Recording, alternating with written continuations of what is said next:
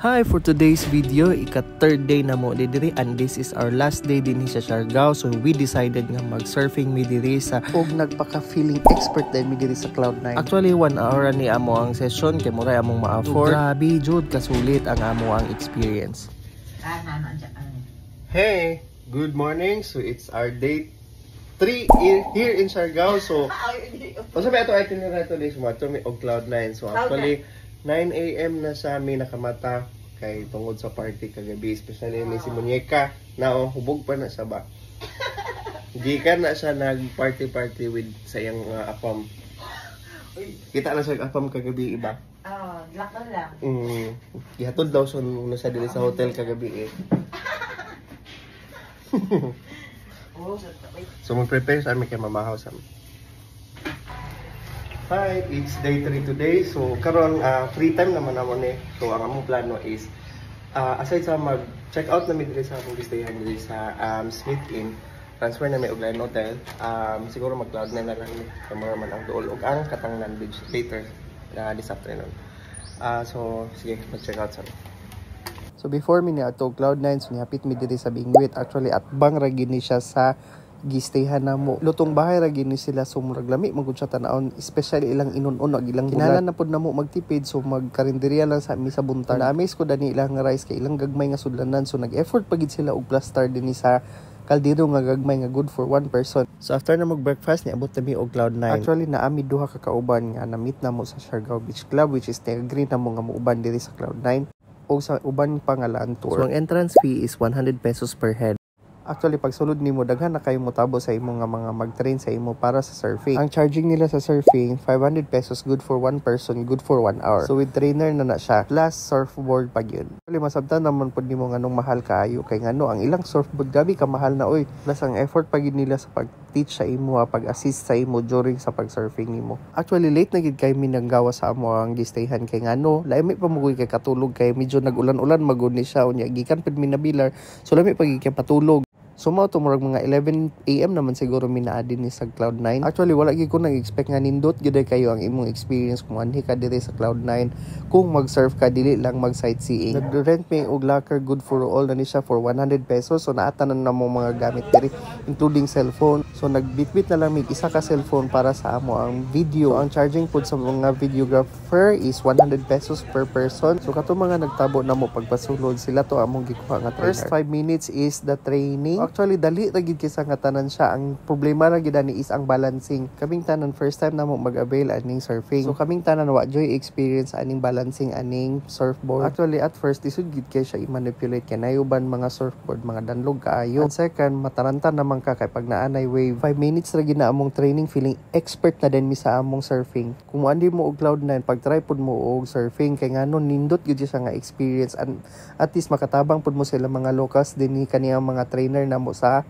surfing. Abi gyud nato nagsayon lang na ba, pero bisan ang pagpaddle bitaw din kay grabe ka lisod, grabe ka sakit sa likod. First attempt ni mami kay ni sablay diretso kay ngano nagtry pa ba siya og balancing. Pero not bad para sa first timer. Kanindot po diri sa mga surfer or kani mga nag-assist sa mo kay mga botan kay sa nga tanan sila. Kung mo og Cloud9, you should try nga mag-surfing, dili lang mo mag-sightseeing kay ngano maka-help gyud mo sa mga locals di. And enough na gyud ang 1 hour nimo nga experience din para matry nimo kung unsa kanindot ang surfing sa Cloud9. Sa among own nga assessment, gusto unta mi mag-try mag-add mi og 1 hour pero murag sakit naman kay sa likod. Kanang enough ra gyud ang 1 hour para sa experience. Na in less than 1 hour kay feeling expert na din kay mi mag-surfing. Na-conquer gyud ako ang akong fear sa dagat ba nga nang about sa mga shark kay first na akong gipangutana kung wala bay shark diring dapita. May imagine magud nako tong salida nga da shallow nga shark gyapon nga giatake siya while ga surfing. Advice lang kung mag-visit mo og Siargao, so make friends with other visitors. Kay mas makasave manggod ka kung group manggod mo. Like for example, ang among bayad sa land tour sa among tricycle nga gikuha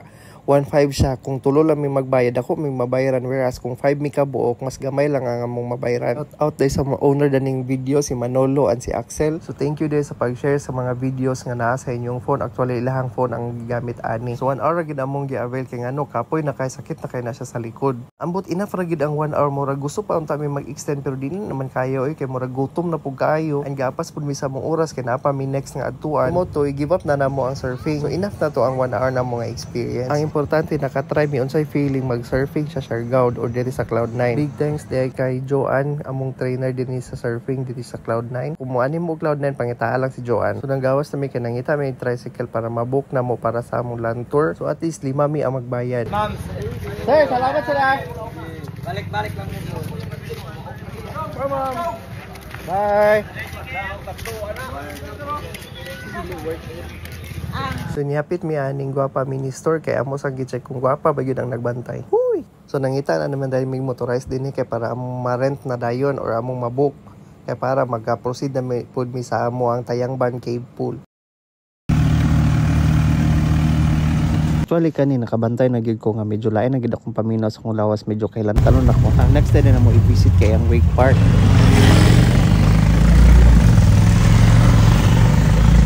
Mga 10 minutes gikan siguro sa Cloud9 niabot mi diri sa Wake Park. Timing kayo pag abot na mo kay gamay ra kayo mga guests. By the way, isa lang ka-activity imong pwede buhaton dinhi aside sa mag-inom og pagkaon is kaning mag-wakeboarding. Actually di man ta sila mag-accept og mga walk-ins pero kay naman sila booking online pero murag i-accept na lang nila kay wala man gud sila visitors today kay this is Saturday. By the way, dapat sila mga promo nga every Sunday na sila free nga wakeboarding. Ang imo lang paliton is magpalit lang ka sa imong drinks og pagkaon. Pero ayaw pag-expect nga ikaw ra ang naa dinhi kay daghan jud ni sila mga visitors every Sunday, especially mga foreigners. So kani ang tawag niya ani is Wake Park Zipline. So in short nagpaguyod ra gyud ka kung wala kay board. Batay kapila ni siya nagbalik-balik dito ba ang kita na mo dani na low thread na gyud yang panty sa sige balik-balik. Pero guys, i-sure lang gyud nga hugot inyo ang mga underwear ug mga shorts after ani kay nagyo mga hubuan afterwards. Ang tawag ani is wakeboarding. So ang bayad ani is 1,200, good for 1 hour only. Grabe kay great no, pang afam kayo, good for 1 hour for 1,200. Pero anyway, dili man nilang Pinoy ang ilang target market ani mga foreigners man. So, daghan po ni sila gi-offer nga food in here. Actually lami man nilang food pero wala lang gid ko ganahi kay gihilantan ako ani. So, wala na gani ko katry sa ilahang zipline kay wala na, dili na kaya, murag tugnaw na kay naog sa tubig.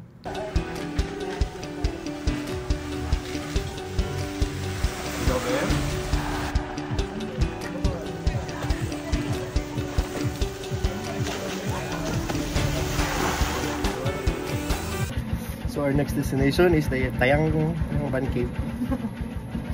Let's go. Let's go. So before ka moabot og Tayangban Cave, wagi pa kaaning Coconut Mountain View. Actually, naami nasakpan dinhi nga celebrity pero wala lang jud ko kaila, sorry ha, pero si Jet Li din siya nga taga Cebu. 5 million iyang followers ana pero wala jud ko kabalo ba, wala jud ko kailaan niya. Naamis mi bay, grabe iyang moto dako kaysa nga tanan niya siya gamay nga bae. May pa ni si Jet Li nga wala na mo na ilan na nakita na mo pero katong ang mga famous dinhi si Nini Wonder og si Barbie wa jud na mo nakitaan diri sa Siargao ba. So nagpaka fan sa ko dani mga panahon na bisag wa ko na kailaan ni Jet Li. So nag-approach lang mi sa iya ha, nagpa-picture, feeling nakaila. Ay pa pud nako gilike ang ihang page. Sorry kay auntie ha, di magud ko mahilig og motor. That's why wag ko nakabalo na ni mga ingon ani. After 10 minutes niabot kami diri sa Tayangban Cave Pool. So ang entrance lang ni is 200 pesos per head. So ang activity din is moagto mo sa cave, then moagto dayon mo sa lagoon nga medyo mini lagoon. So far wala na ko na-enjoy ang akong experience kay ngano ang amo hang gikuha nga guide kay wala klaro. Kana bang magulat pa siyang ignon nimo nga picture mi or video mi, which is mao man tay iyang trabaho, mao tay iyang purpose. Pero dili magud siya willing mo assist ang guide namo. Ang isa pa gid sa gibuhat sa guide is gipaagi mi niya og shortcut kay para dali mi makagawas sa cave. In less than 20 minutes nakagawas na mi sa cave. So nana mi dinhi sa exit. So kani siya going ni siya padung sa lagoon, sa mini lagoon. So medyo magcanyoneering mo gamay. So gamay lang po. Actually nindot man ang place, bugno kayo ang tubig. Nindot siya, murag pangit lang nga mo experience tungod sa guide. So mao ni ang lagoon. So mga around 4 PM na ni siya. So mingaw na kaayo. So nagdali na pud mi ani kay magto pa mi og magpupungko after dinhi. So mao ni ang view from the top. So gamay ra siya nga lagoon. Tapos kung daghan lagi visitors medyo digid siya maigo. So ang color sa water medyo blue siya. Kana bitang muragikan kanang laba o inana ang color. For the second time, na-visit na po mi og magpupungko. Nag-hire magud mi og motorized which is 1,500, good for 5 katao. Pupungko is 20 minutes away from Tayangban Cave. So amo na lang po gi-visit. Uy, sayang man po ang opportunity nga nanami dinhi. Then wala po mi naka-picture that time nga nag-first mi nag-visit dire. By the way, ang time namo dani is mga 5:10 na ni siya. Late nagig kay mi nag-ani. So pinaka the best nga mag-ani dinhi is low tide. So mga hapon from 3 PM daw kuno onwards. Kana ni deep lang siguro may mga around 10 minutes. So mga ana after na ni balik na po dayon mi. Dali ra gyud kay mi kay ngano kapoy sag kayo magabinan na. Mingaw kayong dalan. So around 6 PM nakaabot mi sa amoang gistayhan. Actually diri sa among last nga gistayhan wa jud may problema sa water ug tubig. Ambot nga no, mga 100 meters naman unta ang distance ana pero nganong dinhi walay brown out din sa ila na ay brown out. O di ba hanga kay sa ngatanan kay bago pa mi niabot din lakaw na pod kay mag-dinner. Oh by the way, diri gyapon mi nag-dinner sa Corvada kay nindot man nila mga food din ni. Daghan kay kag mabilian. Pero I know ilang food nga gi-prepares dili mga Filipino foods gi-prepare nila para sa mga foreigner. Pero ako okay ra gyud sa ngatanan kay mas barato na ni ilahang pagkaon diri compared dia sa uban especially kanang dia sa atbang. Daghan nagsuggest nga magadto daw mi og harana. So among gi-follow so nagsakay mi og tuk-tuk. So ang bayad ani is around 100 pesos good for 3 ka tao. Di ba di man na nakalayo pero grabe ka mahal lang pamasahe gyud. So kay laag man lagi sige go lang bahalag magastuhan. Taas kay among expectations sa harana ba kay abi na mo kay daghan nagsuggest daghan nag-comments ay bad nga reviews man di ay. Pagsulod pa lang nimo grabe nakadaloy grabe kamingaw. So nag-visit mi diri sa harana around 9 PM. So kami pag-abot na mo mingaw man lagi so basi nag-expect mi abasin 10 pa siguro. That's why nangita mi sa among seats ug among table. So kaming tanan first time na mo diri nakasulod sa arana ha. Wa mi kabalo sa experience diri. Grabe kang ngit-ngit ang ilahang place ay. Wala na lang gid sila nakabutang og mga lights para muglo bitaw para pud bibo tan-aw. Kami mulat laman lagi mi sa kabibo so nangita mi ag amohang table. Diri mi nakakuha sa amohang table kay bakante kaayo. Oy pero gipahawa mi oy kay wala daw mi nag-order og mga premium nga drinks. Grabe maka-discriminate ang staff nila ay to ni balhin mig Siargao Beach Club oy na day diri kay bibo kay sa ngataran kay naay foam party. Oh, first time na ko mag foam party ngani ka bibo day dinhi karon. O gilantan pa ko ani nga time ha pero grabe nag-enjoy yapon ko ba. As usual lang akong drinks karon juice na lang man. Kung gusto gid nimo ma-experience ang pinaka the best nga party anhin na lang gid sa Siargao Beach Club. Diri jud kay grabe jud kabibo na makasayaw gyud ka lagi bisag di ka kabalo mo sayaw. So far behave man pud ang mga tawo wala puy gamao oy. Ang problem lang ani is tama na gid sila murag 12 wala na dayon party. So ikaw na din mag-inom-inom diha sa Daplin so murag until 2 ra gid sila mag-open. So mo to pag 12 ani ni ulit na pud dayon ko kay ano gilanta na mangod ko so kinahanglan na ko mo pahulay kay by 5 AM ubiyahe na mi para Surigao so naningkamot pud mi makatch na mo ang first trip sa Fast Craft. Ayun lang, that's the end of our Siargao trip. Kung isum up ta na mo na gasto basta ang karon wa na gid may kwarta. Kumbate na pud taan ni sideline kay mag-secure para ba mi